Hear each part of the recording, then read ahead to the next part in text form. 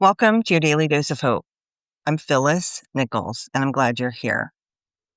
When we face big problems, I think small actions or the actions of just an individual like me, like you, can feel really meaningless. It can feel like we don't make a difference, right? What does the action of one person really accomplish?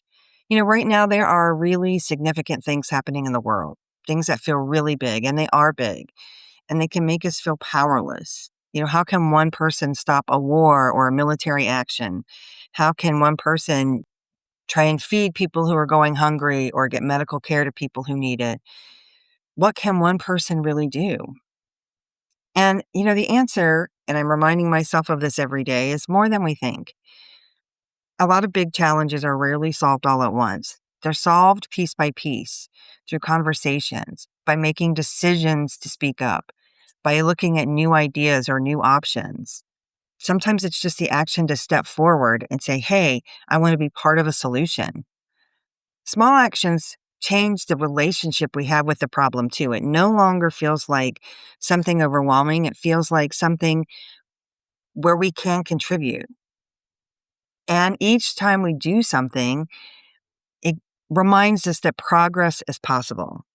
And this reminds me of the quote by Margaret Mead, she's an anthropologist. And you've probably heard this before, but I'm going to just read it because I think it just is really appropriate for these times. Never doubt that a small group of thoughtful, committed citizens can change the world. Indeed, it's the only thing that ever has.